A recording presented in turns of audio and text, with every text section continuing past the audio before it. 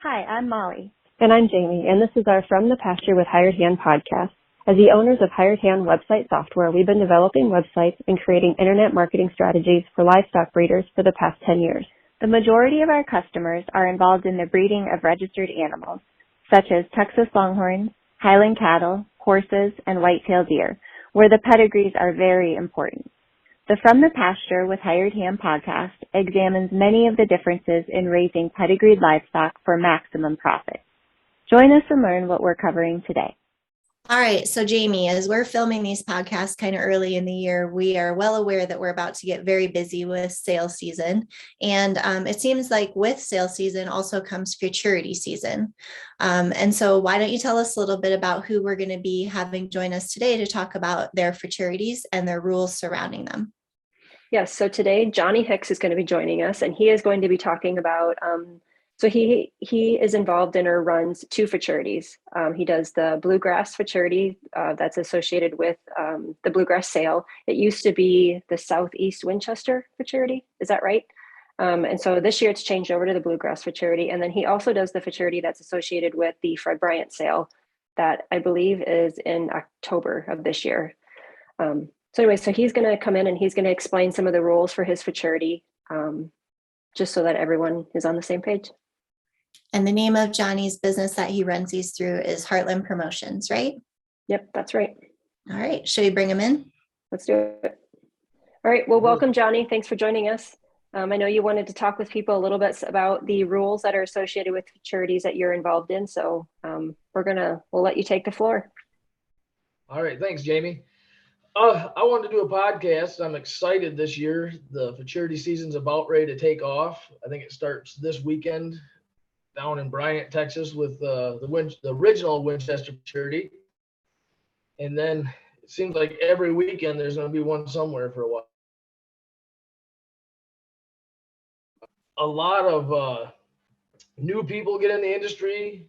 There's a lot of veteran people in the industry that are just getting into the futurities. I've been getting a lot of questions of what is the futurity? You know, how do I participate? What wins? What do I got to do to win? What are the judges looking for? I know Justin Rombeck, Barrett Davidson, and myself have all been receiving those type of questions. So I thought I'd put together something to answer some of those questions on my Heartland Promotions website. So I've been working with the TLBAA on some defined breed standards. We didn't change anything, but we just kind of went in and wrote paragraphs defining what the breed standard looked like that was already written. So I implemented a lot of that into this just so people can know kind of what the judges are looking for. To start, let me click on my rules here. If you go to the Heartland Promotions site for the Bluegrass Futurity or the Fred Bryant Futurity, right now I have a section listed for futurity rules and guidelines. And it kind of talks about the purpose of the futurity. And talking with Bear and Justin, we all agreed that the futurities were designed for breeders to get together and have a good time.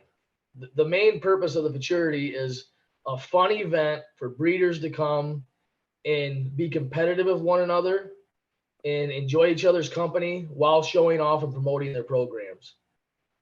And so I don't want this to turn into like, these are like rules and regulations and kind of take the fun away from it. But I do like to have something out there so people know what the expectations are. But the purpose of the futurity is for a fun place for breeders to come showcase their programs, have a good time, and be competitive while marketing great things for local areas.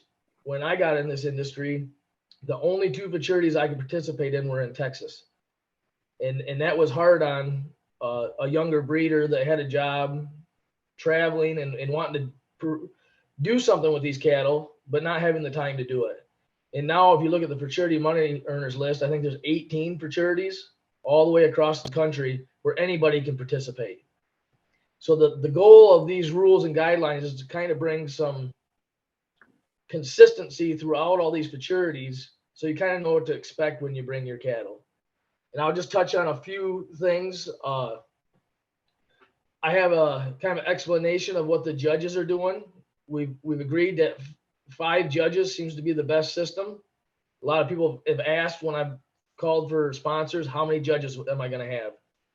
And the reason you have 5 judges is you throw the high and the low out, and you use the middle 3 for your score. And that way, if somebody doesn't like a certain style cattle, or there's a personal grudge, anything, it kind of eliminates that. And you usually never throw the same judge out every time. So it keeps the scoring more consistent across the board. With the judges, Johnny, don't you also try to usually get every like 5 from different backgrounds? So maybe there's one that has a show background, another that is maybe breeding for horn or twist, maybe another who's been a ranch manager in a past life, or, just kind of bring all those different backgrounds and attributes to the table so that it's a wide variety of opinions. That's exactly right, Molly. And when you get into the breed guidelines, that's one thing that comes up is how come I can place first at this futurity and 5th at the next one? And it goes to that statement that even if an animal meets the breed standard perfectly, there's still a huge variety in these cattle. I might like twisty horn. Somebody might like high horn. Somebody might like black and white better than red and white. Somebody might like red roans. So if you get a variety like Molly spoke of, you don't have a judge that just likes all 5 judges all liking red roans. And so that's why the 5 judges is nice, because if you've got a judge that thinks all horn must be V'd back, that one judge won't be able to affect the score negatively on all the animals that have a different shape of horn. Even though the animal meets the standard, it doesn't allow for a certain style of animal to always dominate, I guess is the best way to put it. And the futurity isn't like a halter show. The judges aren't placing the animals. The scores of the animals place them. And that's a hard thing to comprehend. It's more like a sale ring than a show ring. And that's a hard concept I think a lot of people get, but and Baird has a good way of explaining it. Each animal walks in on its own merit, and the judges score that animal on its own merit. And with having 5 judges at the end of the day, the combined scores is what places that animal. They're not trying to remember what they've seen 7 animals ago, 8 animals ago to compare them. Its own merit, just like you would if you were at a sale. When an animal walks in the sale ring, you pay according to that animal. And that's how the futurity is supposed to be. Judges are supposed to have that mindset.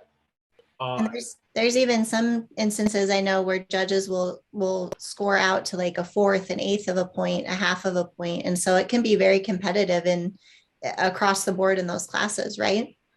So on my rules, what I've noticed is as people are figuring out what the judges like, we're getting a lot of ties, because there's a lot of animals that are extremely similar. I mean, there's not a lot of difference between them. And right now we're scoring to the quarter and halves and even 1/8 sometimes. But what we're finding is we're getting a lot of ties. So I've implemented in these rules that we're going to do 10s. It's easy for the judges to write 72.1, 72.2, more than a fraction, or try to figure out the fraction. And what we're hoping is that the judges won't get hung up on similar numbers. So if you think something, before you had either 1/2 or a quarter. If it wasn't a 1/2, it had to be a quarter. Where now, if it's not a 1/2, it can be a 0.6, a 0.4, a 0.3, and give them a little variety in their scoring to help with the ties. Because we want this to be fun and fair and easy to understand. Futurities are for the everyday guy that doesn't want to shampoo and halter break their animal. They have businesses to run. They enjoy these cattle. They want something they can and have it be profitable and fun. So we want to make this simple and easy to compete in. Simple to understand. It's never easy to compete because the like I said, the animals are getting so consistent now that these futurities are tough. I usually say in the top 5 or 6, the scoring could go either way any given day, just because the competition is that stiff these days. And I think these rules will help with that. It goes into detail of, the fact that we want the natural appearance of the animal. You can groom them, you can wash them, you can trim them, but try to keep it to a minimum because we want to see what the animal actually is. The judges want to see, what the genetics of that animal are. That'll help them. We've also I've had people call and say, we had animals that won futurities for years. We bought them and, we can't get them bred.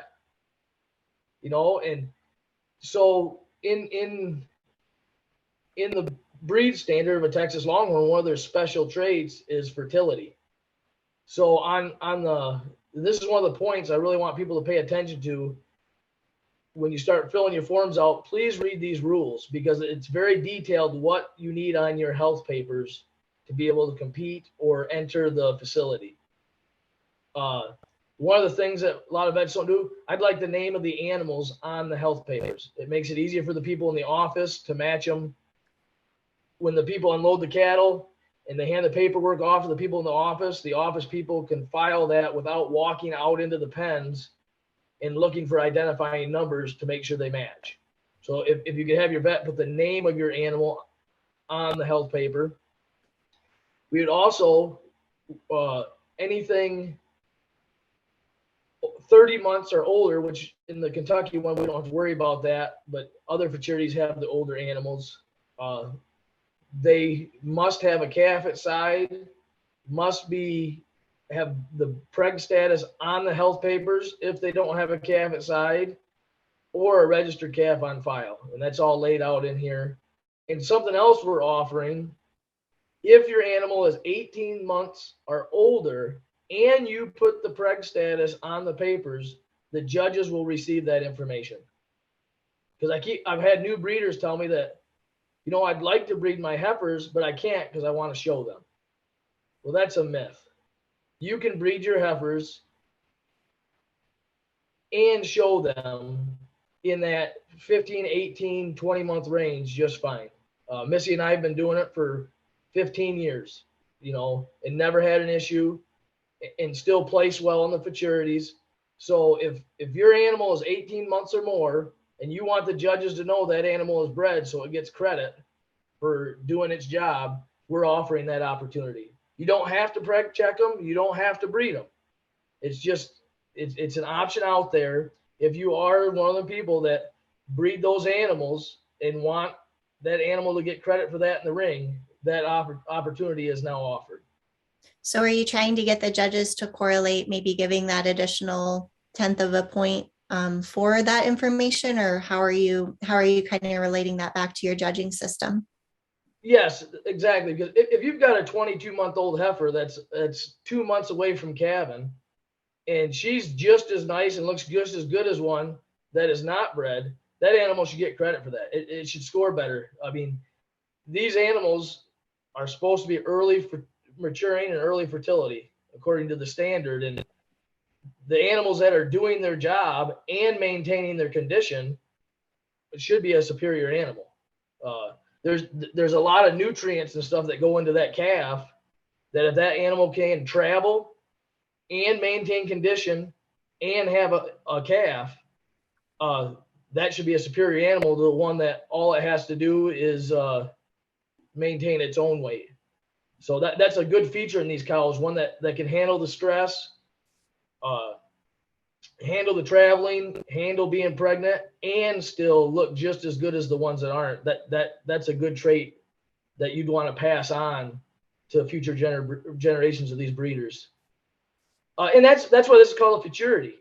We're supposed to be guiding the future of this breed. I mean, we're supposed to be rewarding the people that are breeding the future of this industry. So I think these rules will help with that. And it also protects people. If you buy an animal and it's showed for 2.5 years and it's never had on the health papers that it's bred, well, guess what? I mean, if you buy the animal, you knew that. Where now you have that option to see when this animal's been showing this period of time, has it ever had a calf? Is it bred at the time? It's on the health papers. It kind of protects the participants as well. Love what you're hearing? Be sure to check out our Pickup Truck Confessions. It's a video series where we hop in the truck or rental car and interview a variety of breeders about what drives their passion for their livestock, how they got started in the breed of their choice, marketing tips, and more. And now, back to the podcast. It also has on these rules, they're not actually rules, but I have a breakdown of kind of what the judges are looking for. And this is more of an educational thing for judges to use and for people looking to enter the futurity. You can scan through this and it's broke down. There's kind of just a brief description. And then if you scroll down further, it breaks it down into the sections: legs, feet, head, ears, horns, shoulders, back, hips. I mean, I think there's 20 some categories that you can go outside and look at your animal and kind of read this and see how they line up. That's, I think, important, even for veteran breeders. I've been doing it a while, but you know, I hear these comments that these futurities the judges are just brand inspectors. And I want to break that myth, because it's not. The people that are winning have figured out what the judges like to see, what the market of this industry likes, and that's what they bring to the shows. And that's what they bring to the futurities. And they've studied and they've got it down. And I want to give that opportunity to, whether you're a veteran breeder that is struggling to get in the top of the futurities, or a new breeder that wants to compete, you can get on here and get educated of kind of what you need to be looking for. Because that's the cool thing about a futurity. It don't matter how much money you have. It doesn't matter how long you've been in the business. It doesn't matter who you are, how many cows you own. All it matters is what that animal standing in the ring looks like. And that's why it's cool, because anybody in any part of this industry can be competitive. And I can speak to that from experience. Missy and I got in 16 years ago, single income family. Throughout the first few years, we have 5 kids, didn't have a lot of extra money, not a lot of extra free time. And we were able to be competitive in this. At first, we'd have 9 calves a year, and we're still competitive. I know the Wolves are another good example of a family that have a small herd that do well. So it's the futurities are great for our industry, because anybody can compete and everybody can have a good time. So Johnny, for our listeners that are more visual learners, have you thought about putting up some of those animals that you think uphold those breed standards, or who have maybe won, a large percentage or placed high in a large percentage of the futurities? That is in the works. Like I said, I'm working with Justin Rombeck. Also is going to implement these set of rules to all his events. He's already agreed to it. Bear's looking through them. These things are not set in stone. We just had to start somewhere, and I wanted to start with the bluegrass. As Bear and Justin get more involved, I think that's our goal. Our goal is to really make this more of an educational tool and make sure everybody's on the same playing field. Because you'll have somebody come up and say, they don't agree with something, and you say, yeah, that's probably not right. We probably shouldn't have them in the futurity. But you can't say nothing because it's not in writing anywhere. Just because you just assume something is unethical or something should be common knowledge. If it's not in writing, you can't enforce it or even educate people why we don't want that stuff. So we're just trying to get some stuff in writing. But like I said, we do not want to turn this into a strict, it's not fun anymore type thing. This is just more for educational and to make sure everybody's on the same page. So when you show up at a futurity, you know it's fair and it's fair for everybody. So Johnny, I know with some of the other affiliates or groups or organizations that are in the industry, when you're talking about like the halter and non-halter shows, they make their judges take a class or go through a certification process that I would assume also reviews kind of their breed standards and everything. Is that something that you plan to do with your judges in the future, or will you continue to just try to get a variety of backgrounds on the panels? So even if you did that, you need a variety of backgrounds just because of the variety of the style of cattle in the longhorn industry. And a lot of the variety, it still meets the breed standard, but it's region driven. You know, people forget that these cattle are from all different regions, and you know, some pastures you need 160 acres per head, where you can't have, you know, a 1,500-pound cow that requires a lot of feed and expect it to raise a calf and have to travel that much between mouthfuls. So there's a lot of varieties in this breed because of regional reasons. So you're still going to need that variety of judges. The hard part is getting judges. With all the futurities we have now, to get 5 per futurity, it's a chore. It's a chore to get good qualified judges. I think in the future, it would be nice to have some kind of a judges seminar or something like that, and have the judges take the class or whatever before they become a judge. We're not there yet, but I think as we get more consistency through the industry with these futurities, that's a good goal, because it would help people feel more confident in entering their animal, knowing that the judges are kind of all on the same page. But again, we don't want this to be cookie cutter, because we don't want to lose the variety of these cattle. Like, they can still be within the standard and meet the traits and still have unique individual characteristics. I mean, just horn shape's one of the biggest things, the color patterns, height. I mean, some people like longer legged cattle than other. That's really not against the breed standard. There's just a lot of variety that goes into your region and the style of cattle you like. We don't want to take that away. But I mean, there's things like tail set, hook to pin angles that have to do with calving ease, you know, udder attachment. That stuff's all consistent, that judges could all have the same training.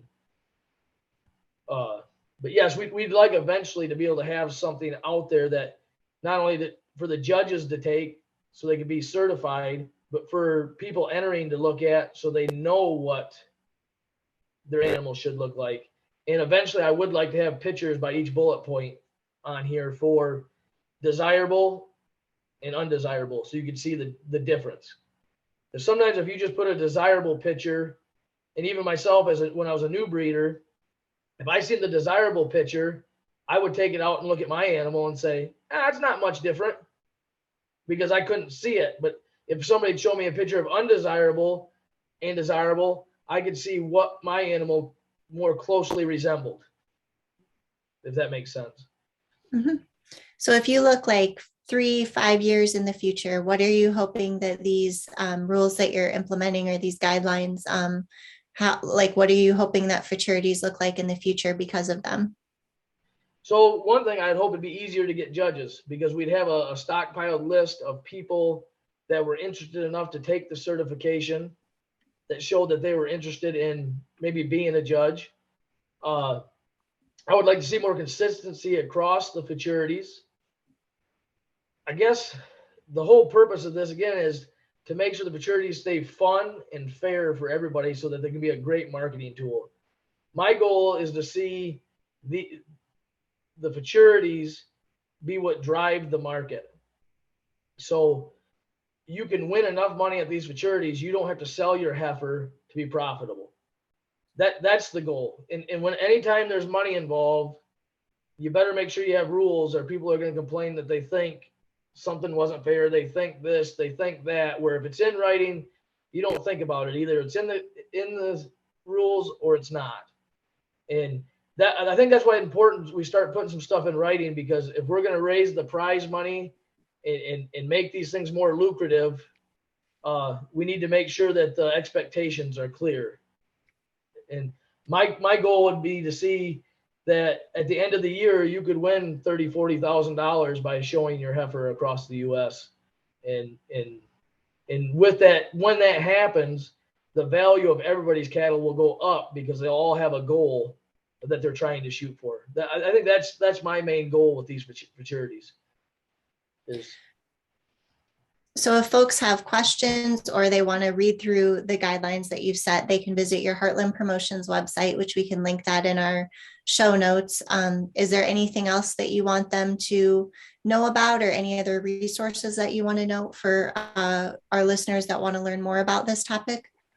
Not at this time. Like I said, this is just the infancy stages of all this, but it had to get started. And so I just figured this was a good time to implement it. I really want to push people, before you send your entries in, please read the guidelines for the health papers and kind of the rules, so you got a handle on it, so that there's no misunderstandings. Like I said, there's not a lot of rules. Most of it's just information, but there is definite rules when it comes to the health papers. When's the deadline for your entries, Johnny, for the bluegrass? The deadline's March 18th. So they've already started rolling in. I'm sure they'll all come about the last week like normal, but the other thing I'd like to point out is a lot of people, I've been getting these calls for the last 3 or 4 years. You know, why is there no consistency across the board with the futurities? You know, why is there not a set of rules? Why is there not a judging clinic? You know, a bunch of whys. And the only thing I can say is futurities, every one of these are privately ran. And when you have every futurity that is run by a separate individual and privately ran, that's why there's no consistency between them. And I'm hoping Bears Money Earners is a great tool to fix that issue. So if people want to be a part of that Money Earners, we could get some consistency, at least with that group. Even though they're privately run futurities, they all have a common goal in mind that they're working towards. So as a new breeder or a veteran breeder that's trying to figure this out, these were started for fun, and they were run by private individuals. So there's no real governing, nothing to govern what futurity does what. So we're hoping to I'm hoping that setting these rules and standards that people will like them. They'll call me about them. We can tweak them. We can make them fit our industry, and we can keep this being a fun event that's fair for everybody, that can also be lucrative for everybody involved, and drive the price of our cattle up because of the opportunity. Well, thanks, Johnny. We learned a lot today, so thank you for joining us. Yep, thanks for putting this on, and I look forward to seeing everybody in Kentucky. See you there.